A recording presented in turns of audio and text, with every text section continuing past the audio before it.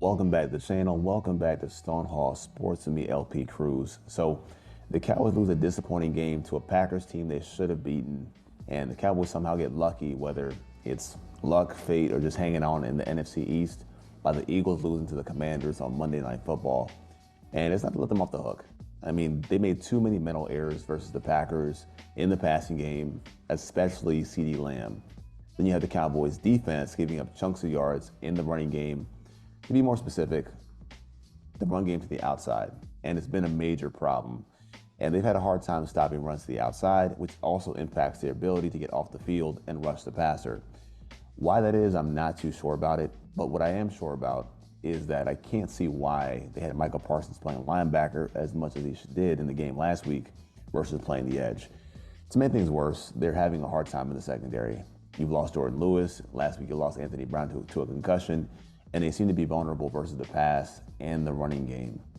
And it doesn't look good this week because this week's game is the Minnesota Vikings. The Vikings are tied for first place in the conference, and with good reason. They got a very good runner, Dalvin Cook, who's a very good one-cut runner, also very good to run the ball to the outside. Plus, you have one of the most explosive receivers in all of football in the game in Justin Jefferson. So clearly there's a lot to account for. And to break it all down and discuss with me tonight is I have a very, very special guest coming through from Cowboys Mothership at DallasCowboys.com. I have Iisha Morrison. Iisha, what's going on? Hi, humans that are out there. So Aisha, for those Um, unaware, tell people about you, kind of like what you do, your background, kind of how you got to where you are, for those that don't oh, know. okay. Okay, yeah, sounds good. So I am Iisha Morrison, that's with two eyes. I'm originally from Dallas, Texas. I am a veteran of 8 years, a disabled veteran of 8 years. And once I retired this year, well, actually last year, I started just interacting with people on Twitter, Cowboys Twitter.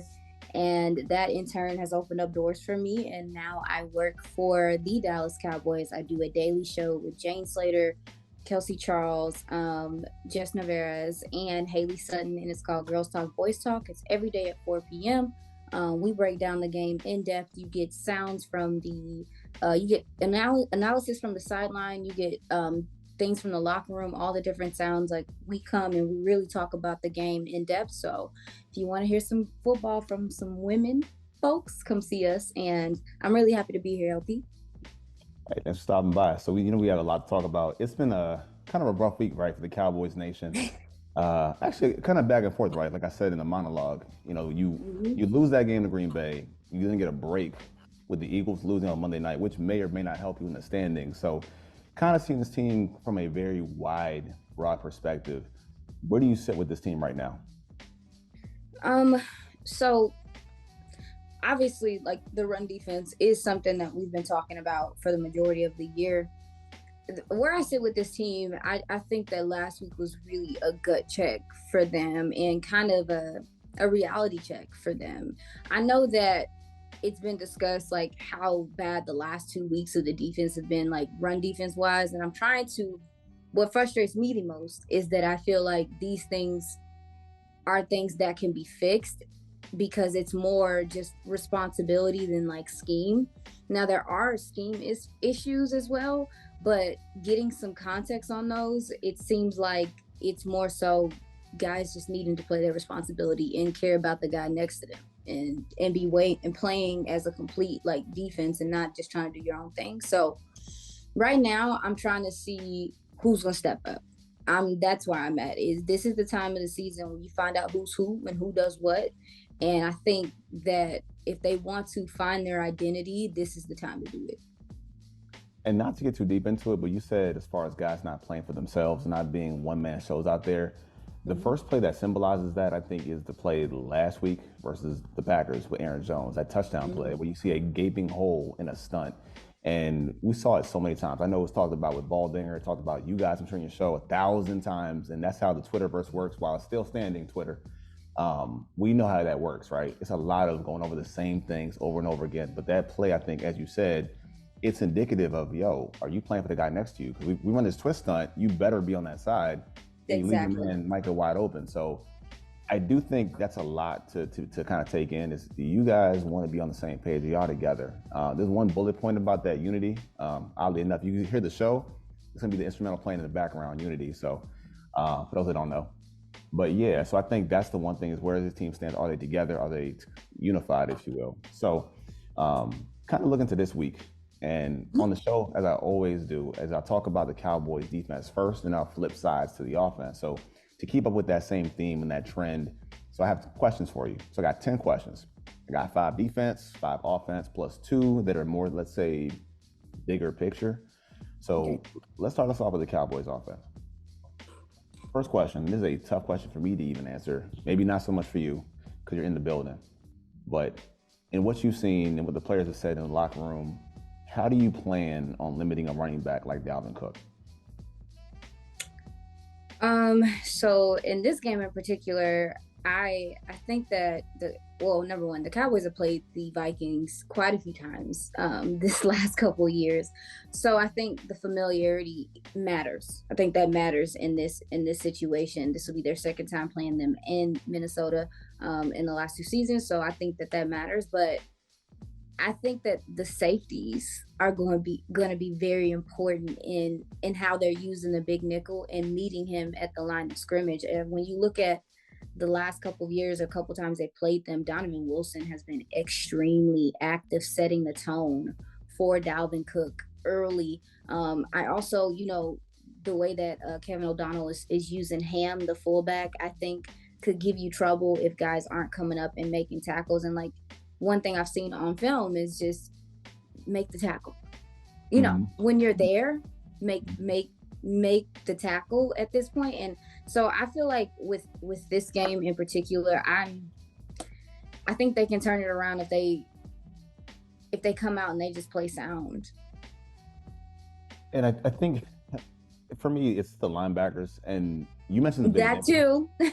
That too.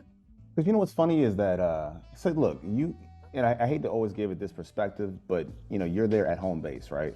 So me, somebody who's on the East Coast here, a lot of the Cowboys insight that I get is directly from you guys coming from the mothership and the surrounding hubs or satellites, if you will. But the national media people, they really talk about the linebackers and they kind of go maybe like without critique or without any blame as to what's going on. Like you talk about, Mm-hmm. Anthony Barr. If I got to watch another game where they just praise profusely Anthony Barr without saying, yo, I don't think Anthony Barr is doing anything. But this is a game where he has to play better. He has to fit in. So I do think it's all about the linebackers. You guys fill your spaces. You guys fill your run fits, your gaps. It is about that. And it's kind of like you said, making the tackle and get to that guy before he gets going. Because once he gets going, it's takeoff time. And we know Yeah, what you got to set the tone. You got to set the tone early with a guy like Dalvin Cook because he's very much so like Zeke is like the contact makes him. I think it picks him up. Like I think it really like he has to feel the game, and you can't allow him to get in a rhythm. But to your point about the linebackers as well, I will say that I do think that Anthony Barr is a little bit more decisive coming downhill than even some of some of the other guys that are there right now. Like I do think that he his speed is still a little bit better, and you missed him last week to an extent, personally, especially with Micah taking extended snaps as well.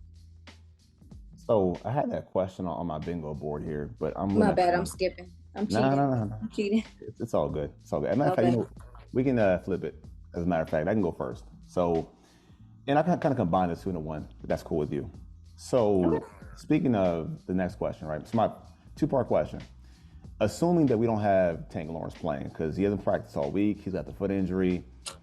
If he doesn't play, and I'm pretty sure at this point he's not going to play, and he's not on the plane, we won't know till tomorrow, I believe, right? Right. I think he was limited in practice today, but he was vocal about thinking he was gonna play. So I'm not. That's the vibe that most of the media folks got. So Assault maybe, or it's real. what?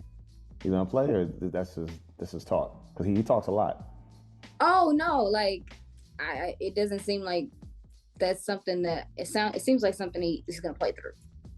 Just Gotcha. like, Okay. I mean, Zadarius Smith is dealing with a crap ton of stuff. Like his knee is really banged up, but Hmm. he was limited this week, and he talked to the press and was like, "Yeah, I'm gonna play because this is a big game." Like you were talking about, like Very much so. this is turned into a big game. So this is one of those games that you put a band-aid on it. Like, like I'm just being honest. So I think that's why maybe he was so vocal about, yeah, I'm banged up, but I'm gonna go. Like it's time to go. So we'll see. Well, obviously, it's nothing's final. We don't know all the way, but he was vocal about seeming like he was gonna play. So. So I'll kind of flip it on this way because to kind of put the questions together, because I'm Oh thinking yeah, in my my bad. head, I gotta answer. hey, look, you did. See, I got this. I got some experience. Uh, Basically, the way like, I see it like this, right, is if you do play DeMarcus and he's there, he's present. For me, I have more of an issue with the utilization of the personnel. That's where I have an issue with because the one thing that I've noticed over the last maybe 6 games, maybe going back to last year, was them trying to isolate the offensive linemen one on one. It's like a fast break, one on one. We'll just line them up and play. I saw a lot of 4-man fronts versus the 5-man fronts to kind of get that one on one matchup either for Micah Parsons, Tank Lawrence, and it was almost exclusively playing Micah at the linebacker, which I think that's a big mistake. As our guy Dalton Miller has said, you are nerfing your guy Micah Parsons to make him play linebacker exclusively. He has to be on that edge. So for me, I just would say this: is if Tank doesn't play, or he does play, or he's minimized in some kind of way, why exactly should we not do this? Like, tell me from an X and O standpoint, why do you not want Micah playing linebacker only? I have my take on it, but I want to hear what you think about this. Um. So the way that I feel about the way that Mike is being used right now. Now, granted, like I think the jump back to linebacker for him is hard. Like I think it's been hard on him physically, but then also it's just such a different feel than playing DN. And I think that that's what you saw in his game last week, like some of the hesitancy, some of that stuff. I don't think he's not reading well. I just think he doesn't feel the game the same way there. But then also, I mean, I'm trying to think. Well, how do I feel about him playing? I've actually wanted to see him play linebacker more in certain spots. I don't like you were saying. I think I don't like. Oh, I'm having trouble understanding the utilization of the different fronts that are coming out because Mm-hmm. some of them don't make sense for the plays that are being played in that moment. Like if that's the right answer. I'm sorry. No, of course. So, case in point, I think I went through. So I went through some of the film too from Green Bay, and certain alignments I didn't like either. I didn't like having Micah on the same side with Tank, and there's no type of stunt amongst them. There's no game on that side. It's just you're kind of. It's almost like you're kind of wasting a play, and you're wasting a pass rush opportunity. Because I think one of the things said, I forget what person in the media said it, what coach said it, but you earn the right to rush the passer on third down, and they gave that away. It's an opportunity to rush the passer to disrupt Aaron Rodgers. And the way that I saw this of having them, when you did have them together on the line, they were side by side with no game happening. But then when Michael was off the ball, he had to kind of choose which gap to attack or what side of the gap am I going to be on. And that kind of like, okay, it's been a while. You're not really accustomed to being a linebacker per se. What's up with you? Like it's Mm-hmm. just not what you're accustomed to. Now you're saying that he's not thinking too much. I mean, thinking is hesitancy, isn't it? Like, is it not? Yeah, You know what I yeah, mean? So, um, absolutely. But I think when I say that though, I think he's more so.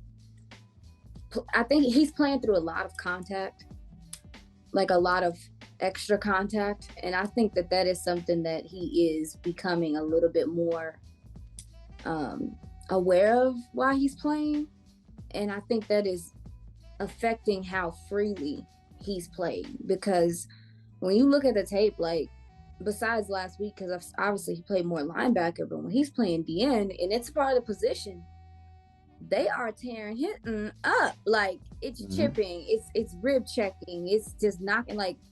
And I think his body he's experiencing something physically that he has never probably felt in his career.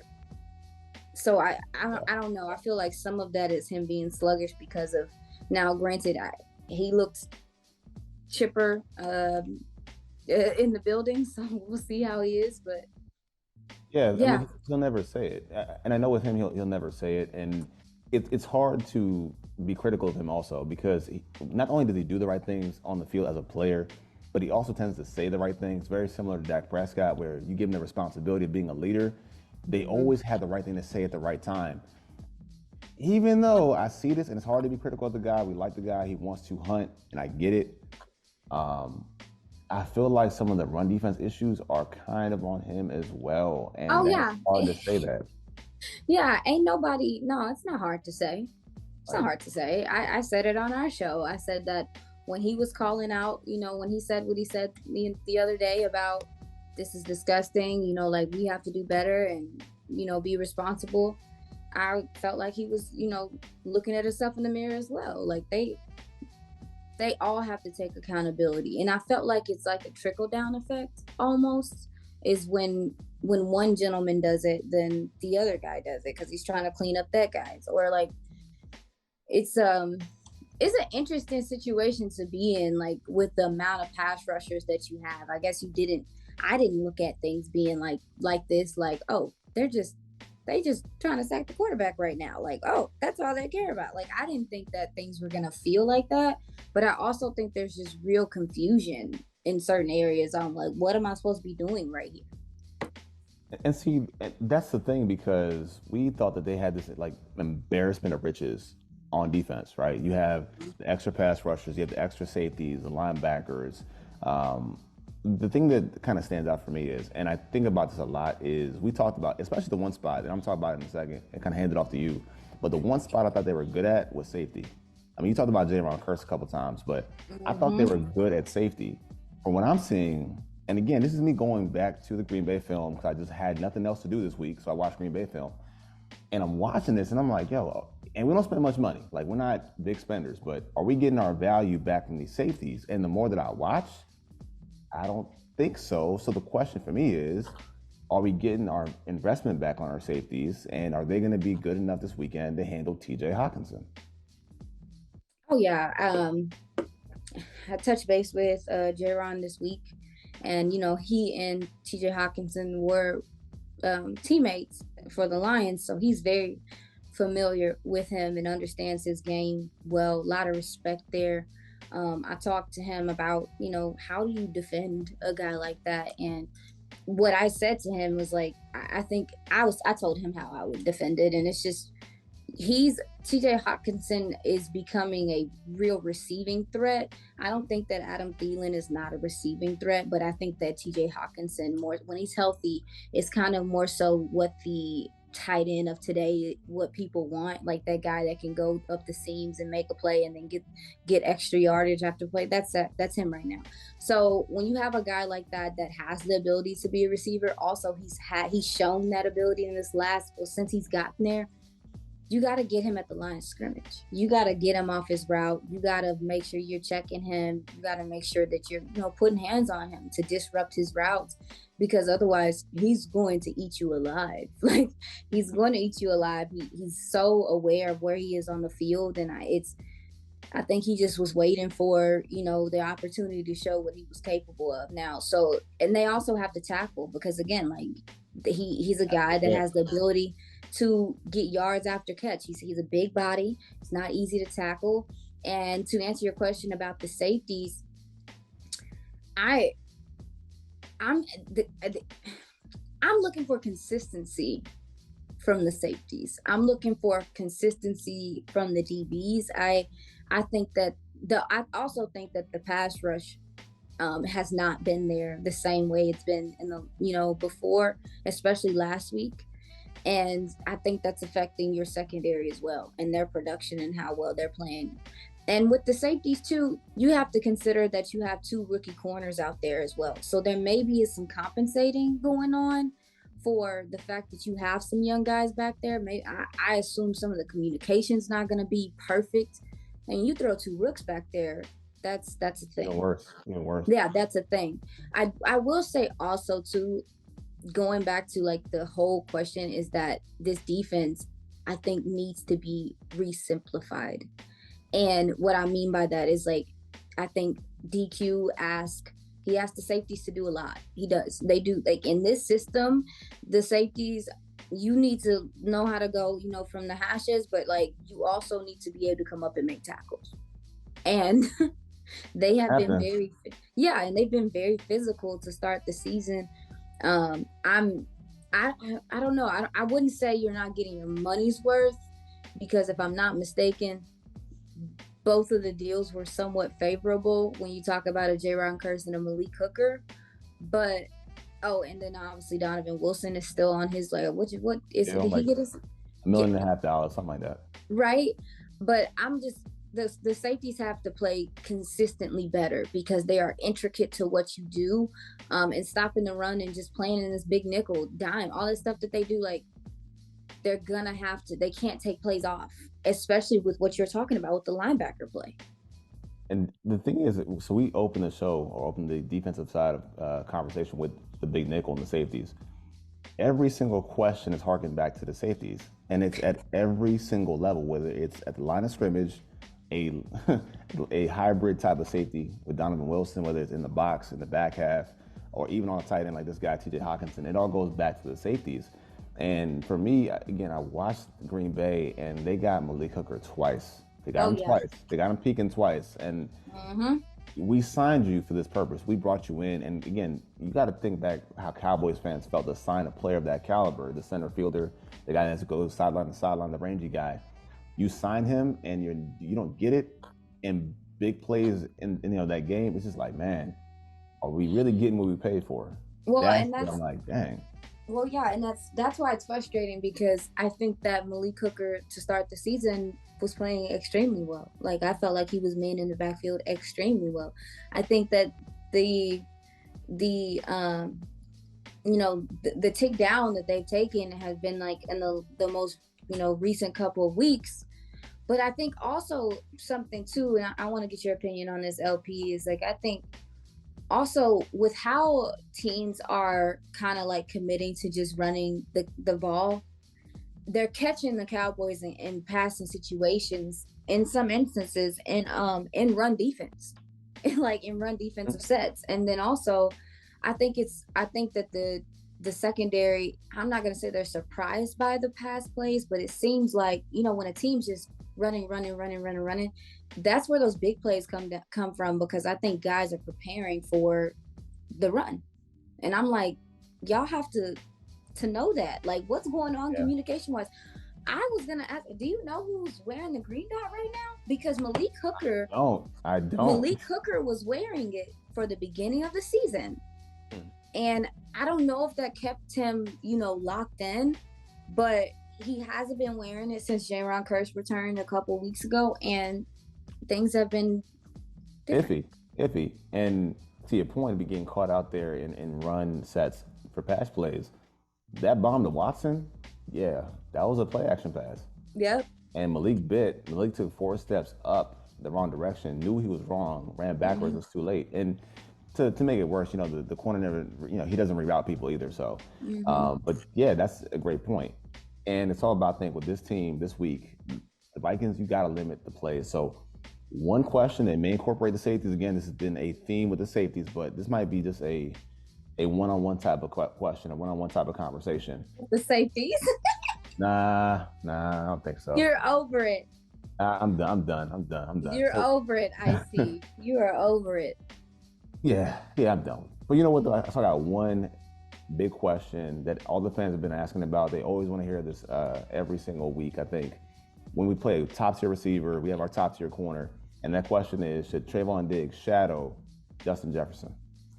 Knowing what you know, what that means to a defense, but knowing This what you game, know, this game, yes. Like this game, just because I was actually watching 105.3 The Fan like right before we got on here, and Brian Broaddus brought up fantastic stat. I think that he said that Kirk Cousins goes to, he goes to Justin Jefferson in any instance where he's pressured. Like when he's pressured immensely, that's his go-to guy. Mhm. And I think if you cut into that, I think he said like 33% of the time, but if you cut into that, he has to look for another option. And maybe and I think that Justin Jefferson is one of those guys that The ball doesn't have to be accurate. It does not have to be perfect. But those So, other receivers, maybe. and So the, I would definitely. yeah, Sorry.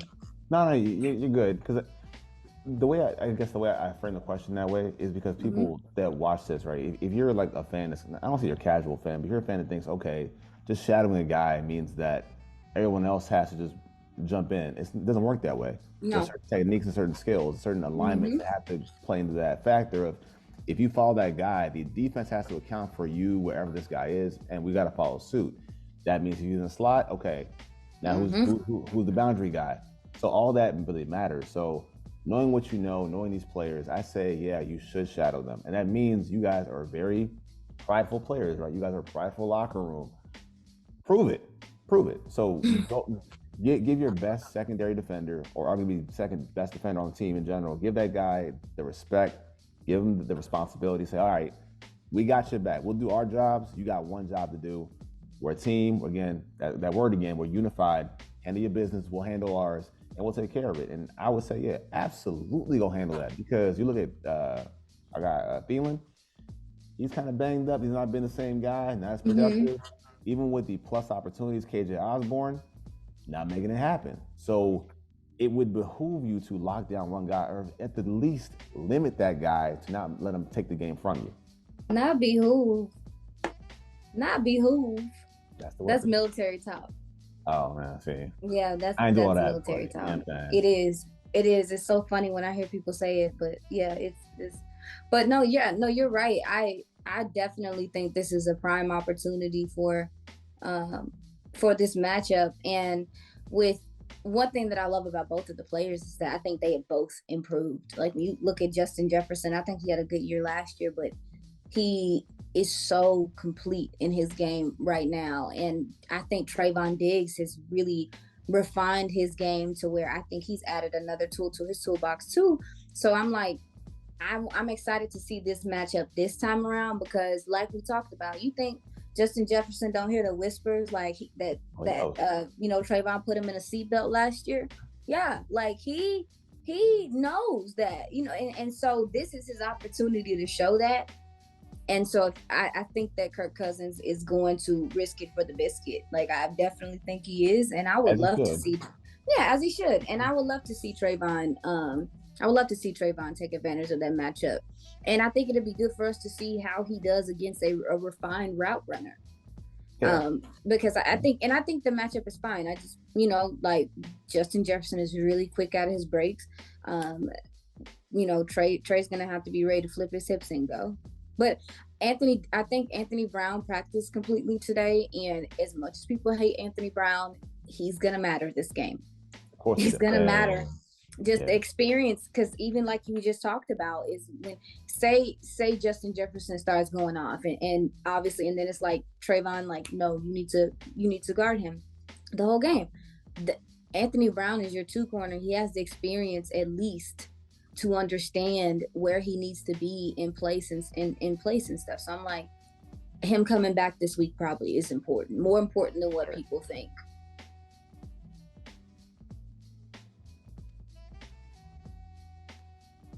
All right, so to carry us over to the Cowboys offense versus the Minnesota defense. So, you know, a lot has been said about the offensive line, right? So they got some reports on Tyron Smith looking like he's all right. They're talking about Jason Peters, who, Coach McCarthy said out of his own mouth that they're prepping Peters to play left tackle. Here's how I sit on this one. Do you think in this week it makes sense to slide Tyler Smith inside and let Peters play a left tackle in this game versus Minnesota? For what? Like, So, all right, you're I playing against. mean, Uh, so you talked about Zadarius, right? I yeah, I mean, know who Zadarius is. all right. So you got Zadarius Smith. He's what, third in sacks in the NFL right now. He's probably top Yeah. in pressure. He's the, I guess, better version of Tank Lawrence or something like that. Like he's a load to handle with power. He's got a motor, he's got power, he's got a motor, and we got a rookie playing who's prone to mistakes and prone to penalties. Do you just say, hey, talk about familiarity, right? You mentioned the familiarity between Hawkinson and Curse. Well, look, I got a guy who played in the division last year against this guy. Why not put in the vet, the future Hall of Famer? Why not let him play left tackle against a guy that he saw face to face last year? Why wouldn't you do that? I see what you're saying there. I don't know how likely it is. Also too, I mean, in fairness, I think that Tyler has seen quite a few good edge rushers. Like this season. I mean, he went against Shaq, and then I think also too, I'm trying to think who else has he seen in this last.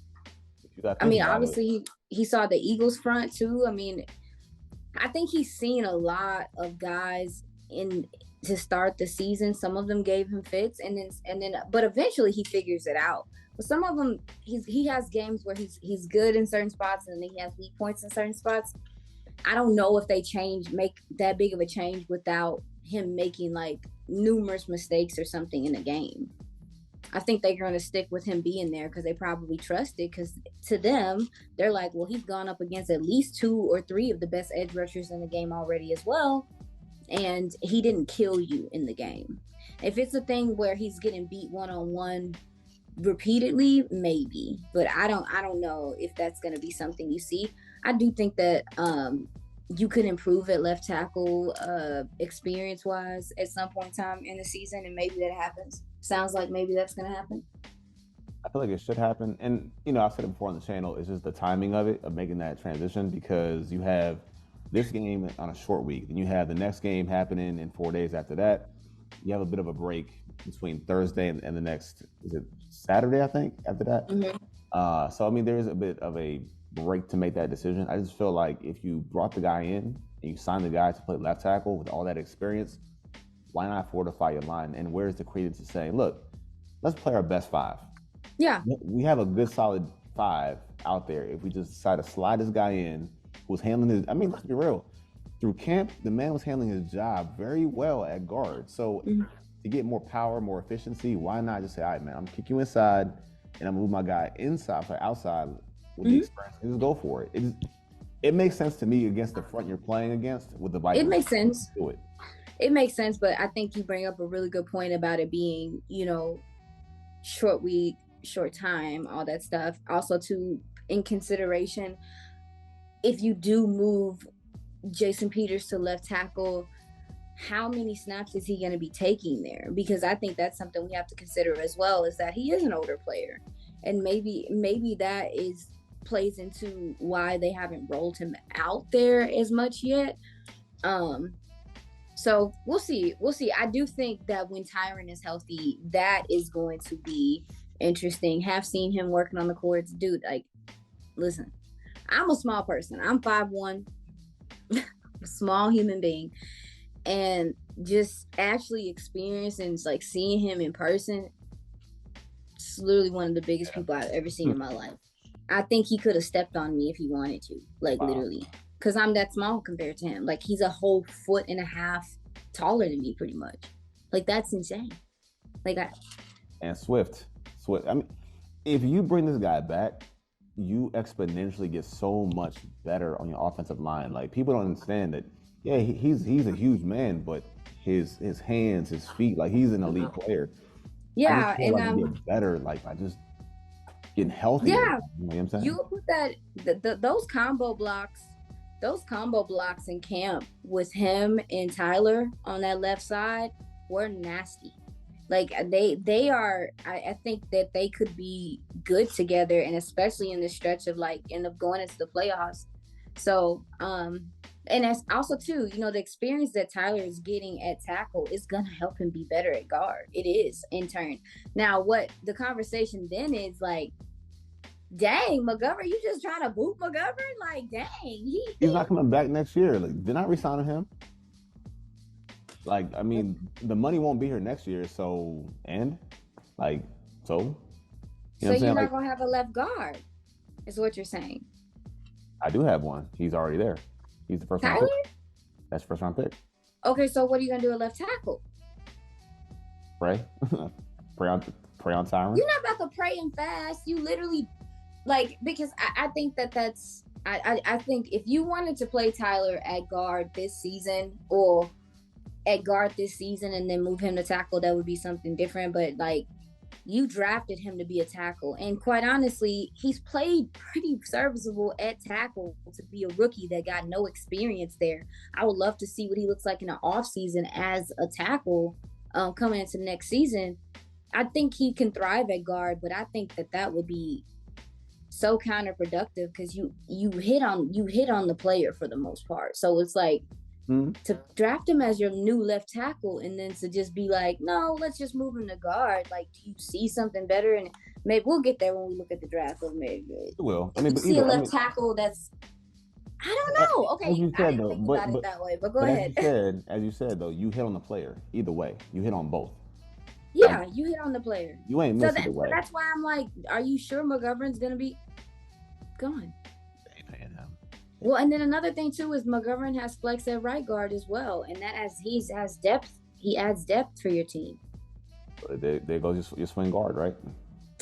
I mean, okay, yeah. So that's what I'm saying. You was like, he ain't gonna be here next year. I'm like, he can very much so be here next year because he's shown flex in several places, and he hasn't gotten to exercise it, but he has flex at center too. And I think that McGovern, he got toe up. He got toe up the other week. But I will say that I think that he's improved. Yep. Yeah.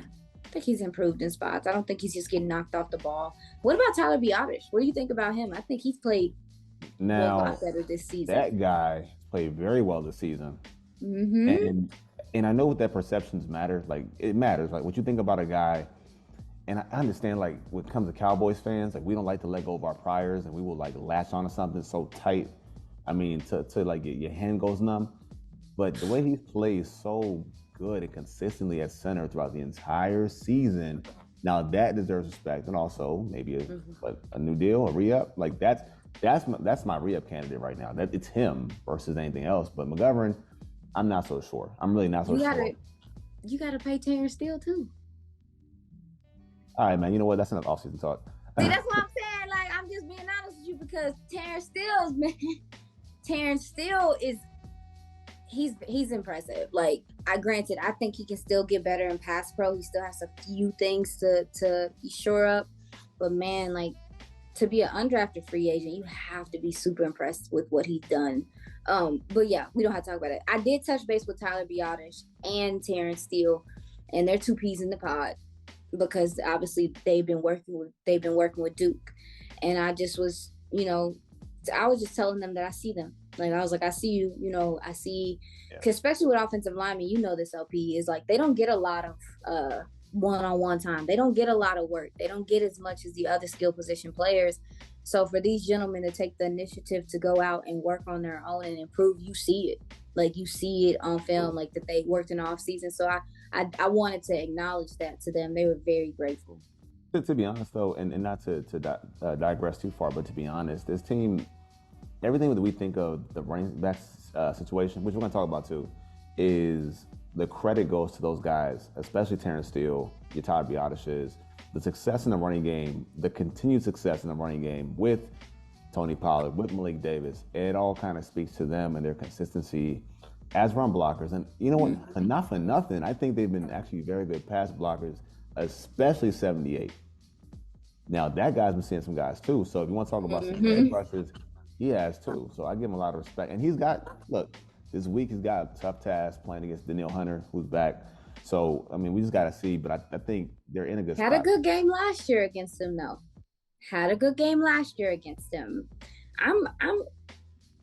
Terrence wasn't scared of him last year.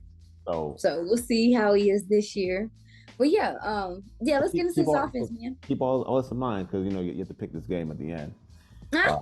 So line aside, right? So we talked about where they stand right now with their personnel, how they match up with Minnesota on the offensive line. I had to ask this question after we saying the praises and positives of the offensive line. But the biggest question, the biggest conversation going around Twitter and as far as player acquisition, look, I hate Philly, you hate Philly, but Philly decides to get a problem, they fix a problem, they get it done. With this team right now, looking at how they play at wide receiver, how bad do they need to get Odell Beckham with this roster? I think he would help for sure. But I more so just feel like how do I say this? Any vertical threat would help you right now. Like, to me, like, if they can, because right now I feel like what's happening is that you see you see safeties and DBs just kind of keying in on what you're doing short yardage wise, because you're not throwing the ball deep downfield like that. And I think some of that is just because I think Michael Gallup is still getting in a groove of things and he's essentially your deep threat. Mm-hmm. But there's a lack of speed on the outside to me. And not to say these guys can't run. I think CD can run, but you need somebody that when they're at the line of scrimmage, that DB is going to take a couple steps back. And I just think that there's not a guy like that right now.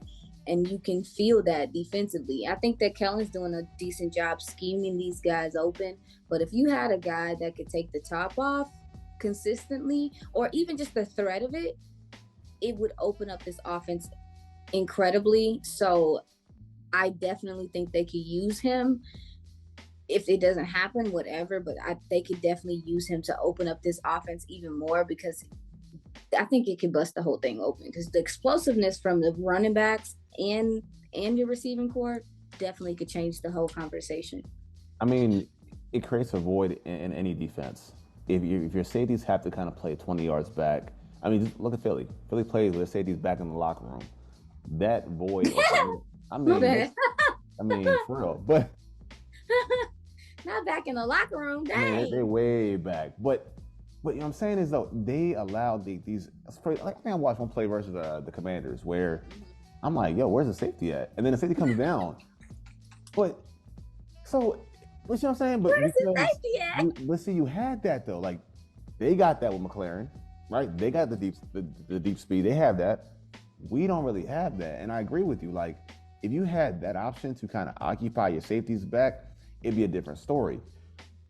And that's true. I'm not knocking the speed because the speed aspect is there. And look, you can pull out the stopwatch. They got guys on the roster that run 4.4s, 4.3s, whatever. One guy's on IR, big guy too. But he's never gonna play here. With any luck, he's not going to play. I don't think he's going to play. I don't think Simi's got a shot here. Because he's not. And here's the thing, and why I say you got to go get Odell Beckham. Here's why. And this game is a prime example. But I feel like with this team, right, you're not getting much from the third round pick. He's not seeing the field much. He sees the field, makes a mistake that went viral. You had that part. You're waiting on James Washington, who's a deep threat. But James Washington, how do you know that he fits with your quarterback? You have no idea. They haven't even activated his practice. I don't think they've activated his thing yet. So not. He's close. He's close. Yeah, I can't see you, so you're not close. So there's that one. And then 13 is not quite the same. So you have that working against them. I just feel like with this team, if you sign the veteran player, and you still got Noah Brown too, who I think he was out with a neck injury as well, there's nobody to kind of create space for you and create space for your guys underneath. It's not present. Mm-hmm. And you got CD that will go across the middle when, he's going across the middle. This thing, and even in this matchup, playing with a team like this, man, with the Vikings that they get a lot of turnovers, get their hands on the ball a whole lot, those things are where you miss an Odell Beckham. Just the understanding of, all right, I got to cut my route off here. I got to be at this spot at this exact same time. I'm not going to freelance. Like the veteran presence that has the talent, the skill, and the understanding. Yeah. That's where you're missing. And with that particular skill set, which it's kind of funny because you're like, well, if y'all just kept Amari Cooper, then wouldn't be a problem right now. Yeah. So it all goes back to the thing. Oh, no, we know why. We know why. But yeah, we understand why he's not here. But it's no. I agree. I think you could definitely a person like Odell Beckham could definitely change how teams play defense against you. But I will say, to counteract that for now, you can run the ball and get third downs and all that stuff, and that will change how people play defense against you, because eventually they're going to have to sell out and have to put somebody in that box. They're going to have to help out, and with that, then that's going to help open up your pass offense for now. So I'm glad you said that. I'm glad you brought up the running attack. So how do you manage the timeshare between Zeke and Tony Pollard? I don't think it's even a timeshare.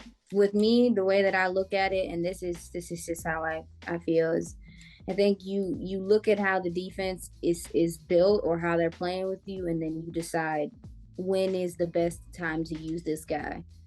I feel like there's certain instances where you'll look at a matchup and you like, okay, I think Tony can go off this game, or you're like, okay, I think Zeke could really do some damage in this game, just wearing people down.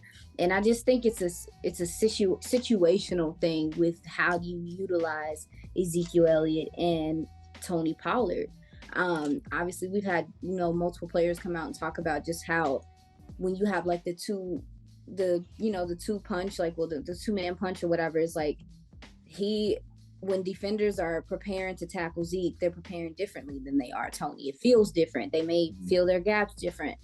And so I think that the play caller, I think the OC for the Cowboys is going to have to really feel the game more so he can feel when one guy is wearing on the defense in this way and how to play him here, and like even when to just go for the throw.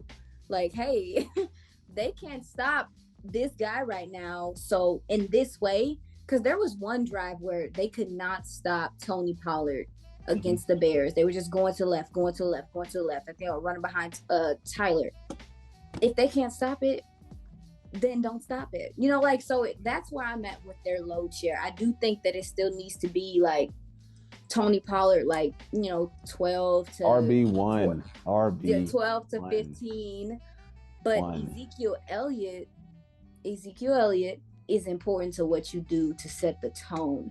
And I think also too, when you look at this offensive line, I think they're the best when they are taking it to people, when they are putting their hands on people. You got some maulers on this offensive line. You got guys that actually like to get their hands on people and get out in space. And sometimes I think stylistically, they're not doing that. Like, I feel like Yeah. stylistically, they're not trying to wear a defense down. It's like, I want to run the ball, but are you tired in the fourth? Are your DNs beat up in the fourth? So I feel like they both have purpose. They matter.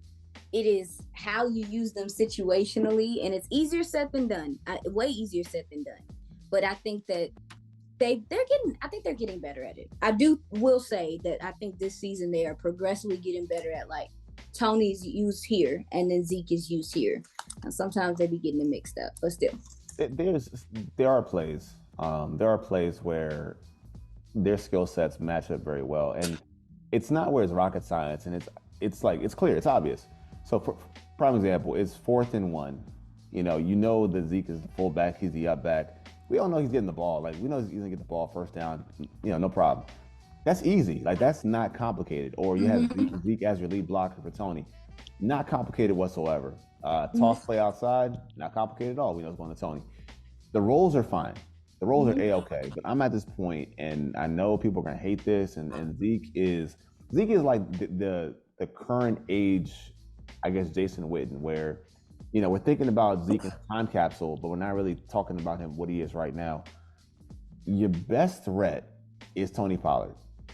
It's like you're getting the ball in any shape or form, whether between the tackles to the outside zone runs, stretch runs. The guy could pop it at any given point. Now, you talk about imposing your physicality. You play sports, I play sports. If I play on a team where I got a dude that can drop 35 tonight and like it's nothing, I'm more like into that guy, because if the dude can drop 35 from the 3-point line like Steph, what the hell do you play for? Like, what the hell do I need to play with Shaq for? Like, I'm not juiced by that. Like, I'm not like energized by that. And I get it. I know it's a mentality, it's a mental mindset, but I feel like if I'm a lineman and this is my runner, if I hit this block right now, we taking it for 6.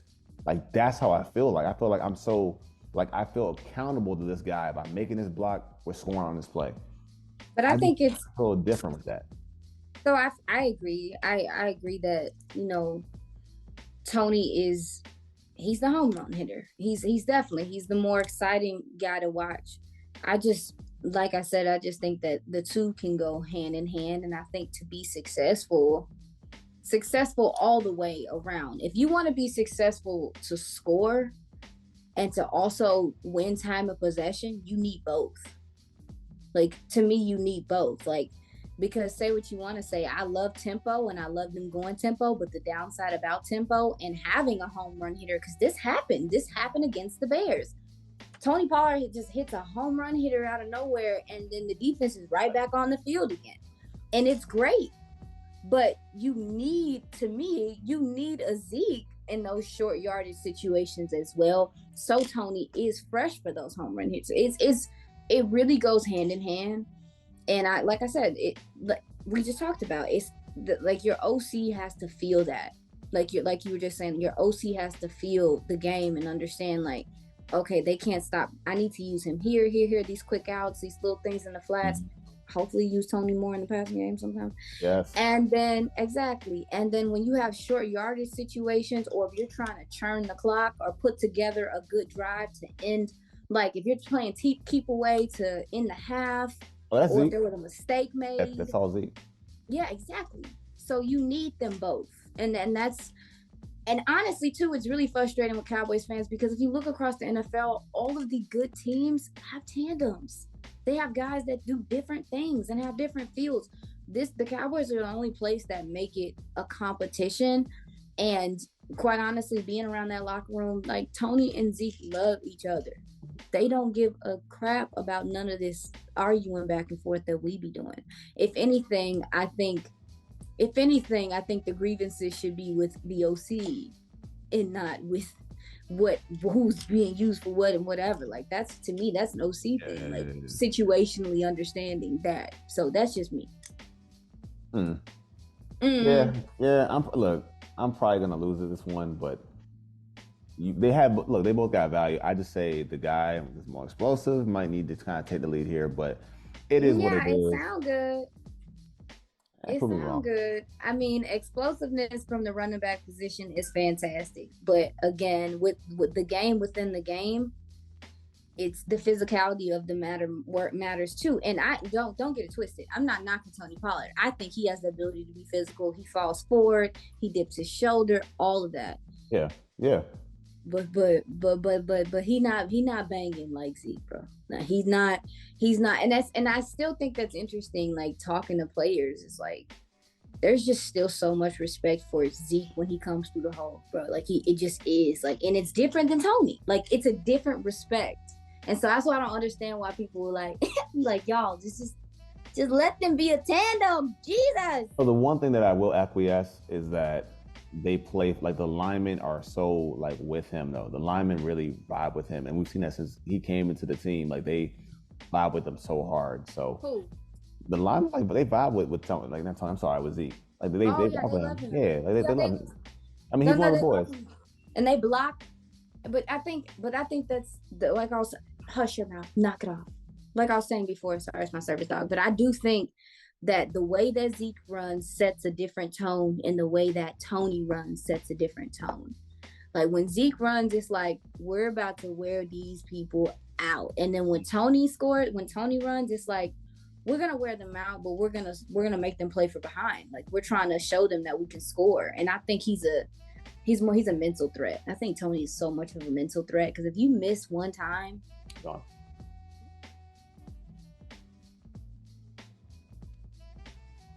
As we wrap the show up, a couple quick bullet points I got to ask you while you're here. And it's, it got talked about, got some traction over at FS1 with, of course, Shady McCoy talking Dak Prescott, Kirk Cousins. Let me ask you this question, though, because it's going to come up. And the only reason why they're even comparable, I think, to the average person, and maybe a Cowboys fan, a Vikings fan, because I think as much as, and I've kind of gone around the circles online on Twitter, is as much as Cowboy fans within the own fan base, like within the community, they give Prescott a hard time. I've noticed, though, it's the exact same thing with Kirk Cousins. I've noticed, like, they talk about the same things. Oh, he gets paid a lot. What has he won? What's his record against winning teams? Kirk Cousins, and so I laughed at the joke that Dak is a black Kirk Cousins. It was a joke. It wasn't a real thing that was said. But you know what? They're both good quarterbacks. They're both really good quarterbacks. So to me, if you analyze both quarterbacks, I probably gave my answer, but how close do you think those two guys are, Kirk and Dak Prescott? As far as play? Yeah. I mean, how long has Kirk Cousins been in the league? 12. 12 years? 2012. Yeah, it's probably 12 year. So they're not 2012. close. So they're not close then. That's my argument. Like a 12-year quarterback, regardless, is it a big difference between a 7-year quarterback? Like, what are we saying here? Like, I also too, I think some of the similarity comes up. I hate it when fans go into detail about how much guys are making and all that stuff, because it's if you do a job, you expect to get paid for the job that you do. And for the quarterback position, they get paid a certain amount, like a standard level to start, and that's that. It's like find that very odd. But as far as like their play, statistically, Kirk Cousins is having a terrible, not terrible, but to his standards, one of the worst, statistical seasons he's ever had. Um, I think that both of these players have been put in situations where they were kind of looked at as the savior to some degree. I think, obviously the Vikings taking Kirk Cousins, a lot of responsibility fell on his shoulders. He's been through quite a few coordinators. He's been through different head coaches. Same thing with Dak Prescott. So I get some of the comparison. I don't really see a lot of similarities in how they play. Do you?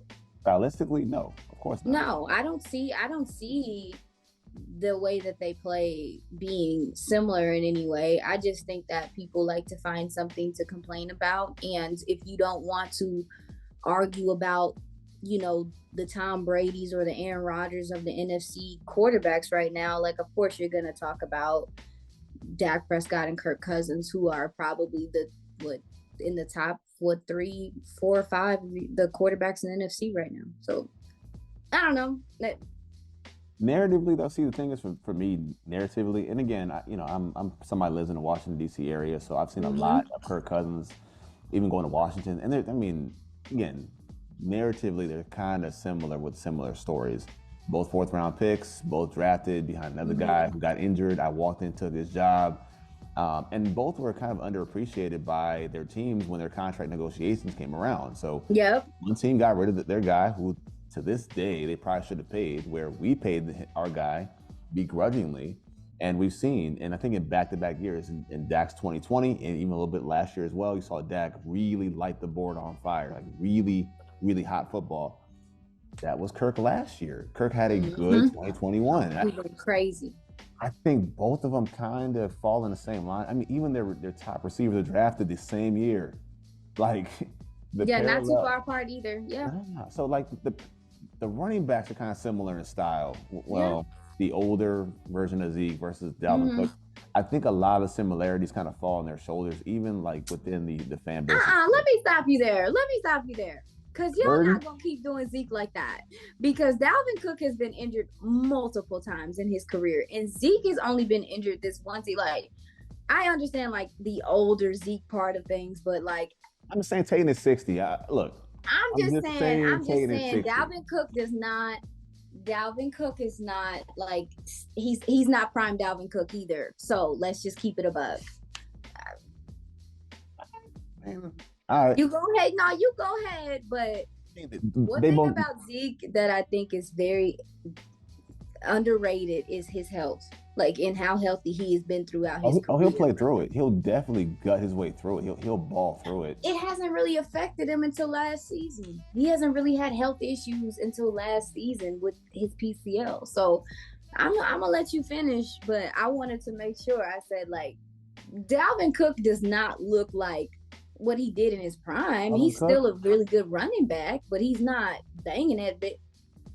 I mean, well, what you saying that I'm not seeing? Because I'm not. When was the last 200-yard game by Zeke? Because I think Dalvin had one last year. I mean, that's good for him.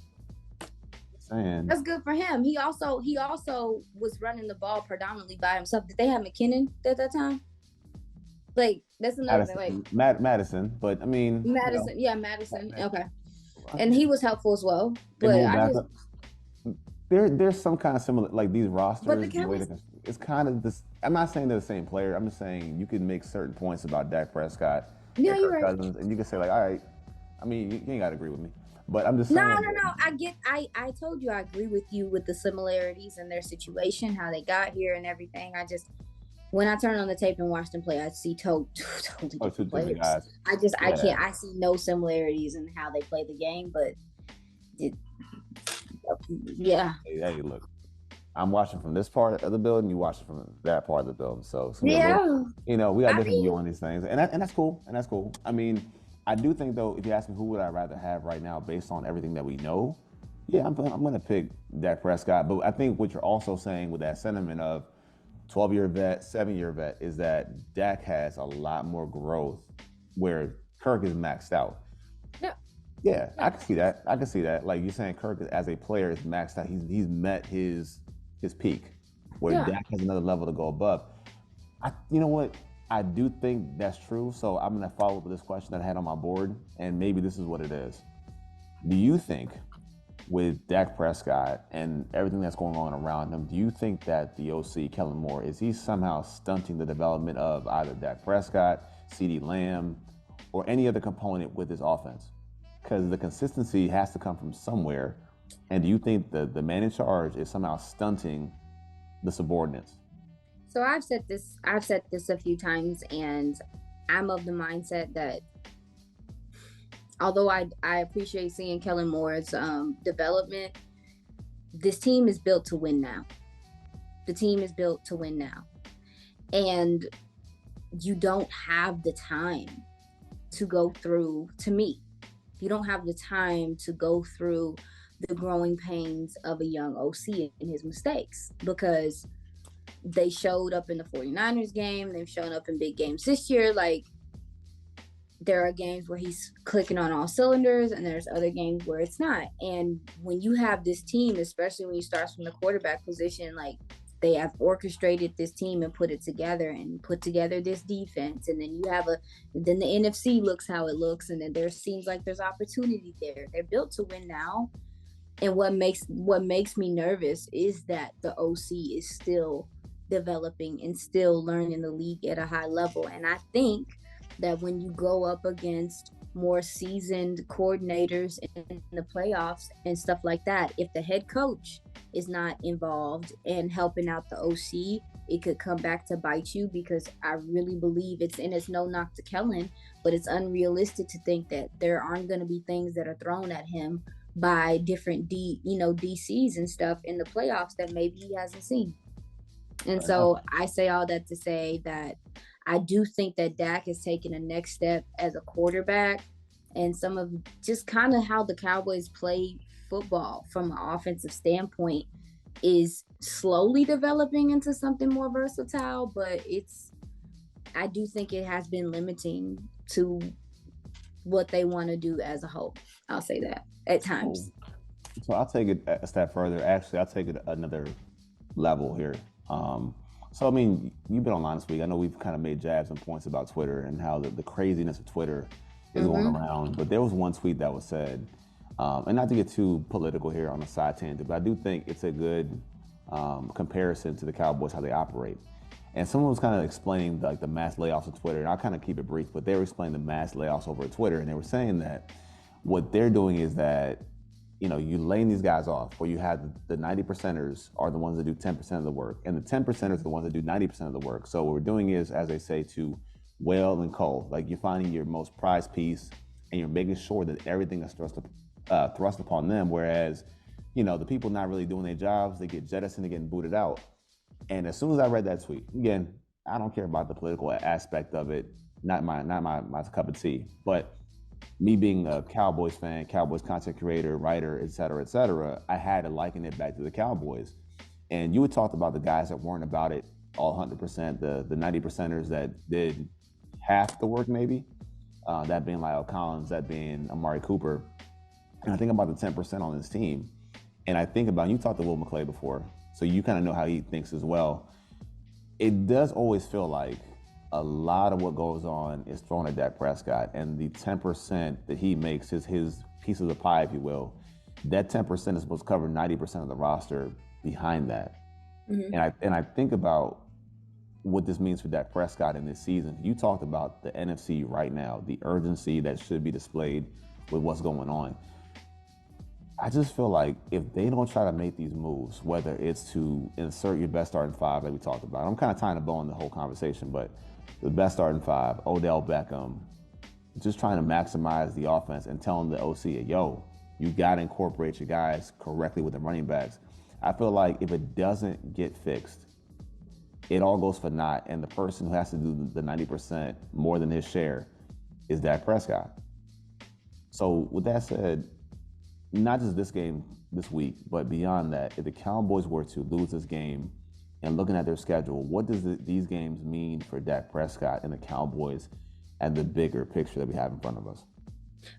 I think that these games moving forward, especially against these next two teams, I think we talked about it. Like, I think it's it's gonna be a real gut check for them. But I also think to this point, besides Philly, with Philly, I think it was difficult to really measure where you were or compare where you are because you didn't have your starting quarterback. But this is kind of the measuring stick game, right? Like, this is kind of like middle of the season. Hey, and this is the time of the year where if you're going to figure it out and go on a run, this is the time. Like, this is the exact time. Also, too, with the amount of games that are happening in this next couple of days, like what they have like 3 games in 12 days, guys gotta, I think we're gonna see their discipline level. Like, this to me is a very good opportunity for them to figure out who they are. Like, I think they have to re-show, if that's a word, but show their identity and show who they are in this game. But for me, I think these next couple of games are very important to them moving forward for themselves to get over the hump of like not consistently beating teams that are higher ranked or have more talent or whatever. Like, this game is a tone setter for them moving forward. Like, hey, we can go and beat these bigger teams and these teams that have good records. And I think it should really boost their confidence moving forward. Yeah, if they can get a win against Minnesota. And I don't think, with all that you said and all that we talked about, I don't think that we're being hyperbolic. And I don't think that we're trying to sell, I use the phrase doom merchant to where you make it seem like it's worse than what it really is. But no, I think you're right. I think all these things you ask about this team and wanting to know who they are before I think last year they were able to kind of get by and kind of disguise as to who they really were, like kind of masquerade, until you saw the Arizona game and you kind of ignored it. If you lose these 2 games and then maybe even one on Thanksgiving, you've now kind of exposed them for who they actually are.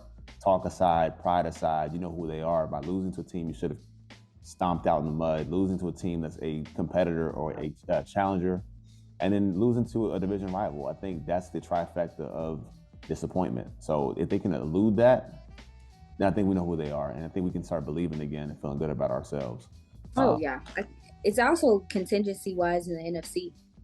These next 2 games are important. You got 2 games that are at the top, 2 teams that are at the top of the NFC, and you can see a tiebreaker later on in the season. So, I mean, just things to think about, like knocking out the Giants, and if you beat the Giants, you beat them twice, so you solidified that. So that's a big deal. But if you beat the Vikings, you have done pretty well to this point against the NFC. So I think it's going to be important because I think this race is going to start getting a lot tighter because injuries are happening. It's about to get cold. Guys, joints about to start locking up. You already know how it is when it gets cold. So yeah. I mean, so pick a score for this game and a player of the game. So score, player of the game. So I think the score will be Vikings are really good to start games. They're one of the best at scoring early. I can see this being a like 28-22 game. Like something weird happens on special teams, or they go for 2 at some point in time, or something funky. So I'm gonna say 22 to like 28. I know that's weird. And I think the Cowboys figure it out this week. I really do. I think they're gonna put it together. Special teams is important. Special teams is important. I'm trying to think. Who's my player of the game?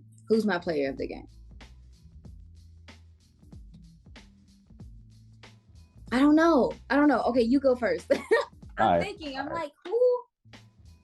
So I'm gonna take it the other direction. I think in this game, first on my score, I'm saying 24-20. And the way I look at it is I think I saw the numbers, and the Vikings are one of the worst teams in the red zone. The Oh, worst team in the terrible. red They're zone. like, I think they're like 72% allowed. yeah, they're 31st in the league in red 31st. zone. Right. So 31st, rather. Yeah, that's right. you 31st. get down there, you're gonna do that. Now, if McCarthy's about what he says, that yeah, I see the analytics, you see it, I see it, we see it. So I do think that lends itself to being more aggressive down in the red zone. And I think you watch that game in Green Bay Thursday, you think, hey, you know what? Let's try to just get it in there. I think at some point in the game they're gonna probably not take the points, and that leaves them in a bad spot. So I think they lose by one score. I got 24-20. Okay. Tough. But I mean, this is the gut feel that I got. Okay. Player of the game That's though. okay. Player of the game for us. I think that I think they get back to who they are, and I think your player of the game is not going to be Micah Parsons, but it will be a guy that he opens opportunities for. And I think your performer is going to be, I think it's Sam Williams. I I'm think, praying that Sam gets more snaps. man, yeah, you're Yeah. going to need it. You're going to need it. I definitely think it's Sam. So hopefully that helps Yeah. you pick a guy. That's crazy. Okay, so you said Sam. All right. I say, I don't know, something about my combo with J-Ron Curse this week makes me feel like Mm. he's locked in. And also too, with that tight end tandem, I could see him being targeted a lot and his play being important in this game. So I'm gonna say J-Ron Curse. Opportunities. So we have two Vikings on a homecoming, Bar, Damon Curse. All right, cool. So you say 28-20? I'm I sorry, said 28-22. 22 to 28. So awkward. Very awkward. But you know I what? don't even know how you get there mathematically, but it happens. Over It two. can. I've seen a 22-point game before. Over two. Have you? How, is it going for Pittsburgh. two? Oh yeah, Pittsburgh. going for two. Yeah, right. Over So two. Yeah. I think something funky happens and they have to go for two. It's not that awkward. And honestly, you know what? That's not that awkward. This whole podcast was actually pretty good, not so awkward. So other than that, man, before we get up out of here, tell everybody one last time where can we find you and all your work across the platforms. Yeah, absolutely. So you folks can find me on Twitter. It's Iisha with two I's. So that's Iisha, Iisha Morrison. I'm very interactive. So if you want to speak, I will definitely speak. Also, every day, Monday through Thursday, Girls Talk, Boys Talk on Cowboys.com. Also on YouTube. Come check us out. Come see me. And I appreciate y'all being so supportive. Hey, y'all know where to find her. And again, I appreciate you coming on the show, talking Cowboys. Great time out. Once again, guys, I'm LP Cruz for Iisha Morrison. This has been LP Cruz on Stonehall Sports. Thanks for watching, and Cowboys up. Peace. Bye.